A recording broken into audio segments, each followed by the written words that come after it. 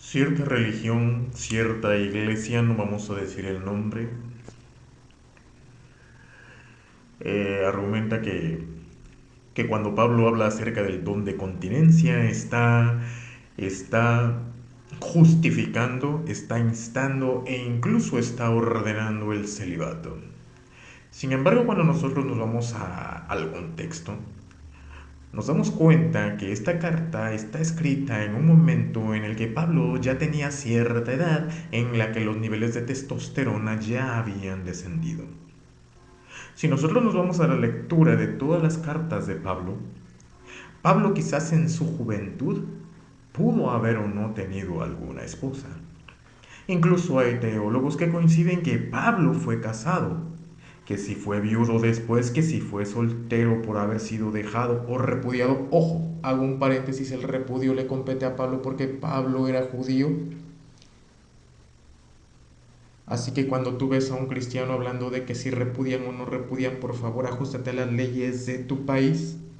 Tú no eres judío para que estés hablando acerca del repudio. Ya, cierro paréntesis, ¿no? Cierro paréntesis. Entonces Pablo pudo haber sido o no casado en su juventud. Por eso el mismo Pablo, cuando él está hablando, Pablo, acerca del don de continencia, está diciendo que quien no tiene don de continencia se tiene que casar. Se tiene que casar. ¿Sí?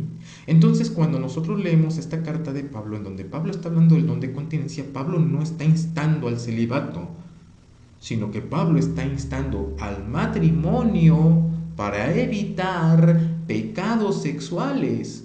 Porque si esa persona no tiene don de continencia y busca vivir en celibato, lo único que va a provocar es que cometa algún error, alguna infracción.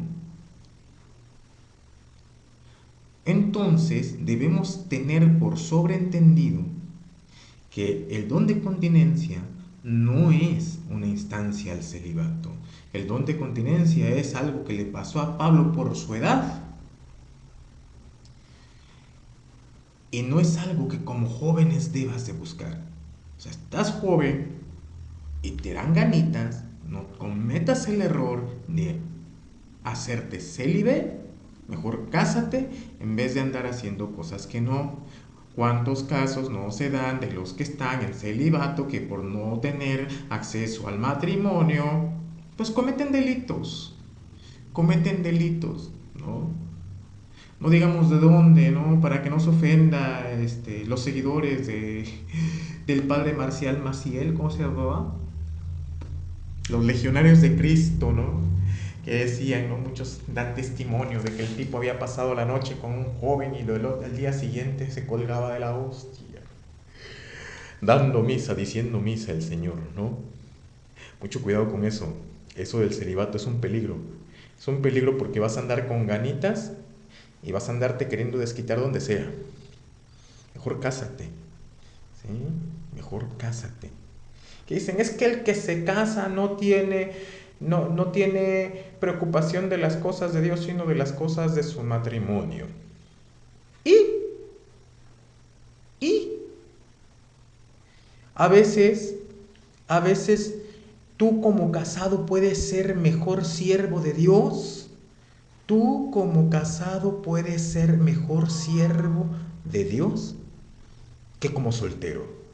Porque tú como casado, dice, amarás a tu prójimo como a ti mismo. ¿A cuál prójimo? Al más próximo, tu esposa, tus hijos. Tú como casado puedes ser un mejor siervo de Dios, amando, cuidando y protegiendo a esa prójima. ¿Qué dijo Jesús? Maridos, amad a vuestras mujeres. No fue Pablo. ¿Qué dijo Pablo? También, maridos, amad a vuestras mujeres, como Cristo amó a la iglesia, tanto que se entregó a sí mismo por ella.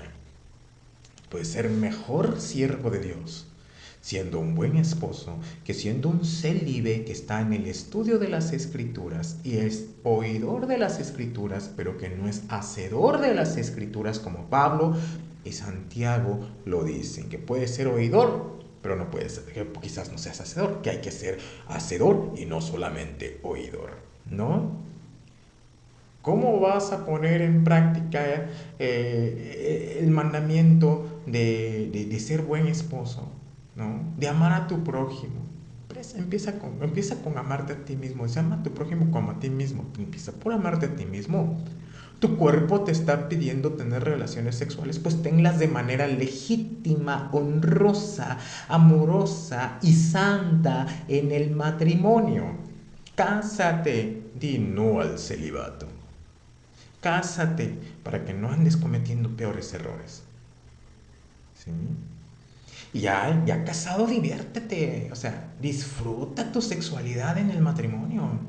Experimenta, juega, saborea, mordisquea, disfruta, pero no cometas errores graves. ¿Sí?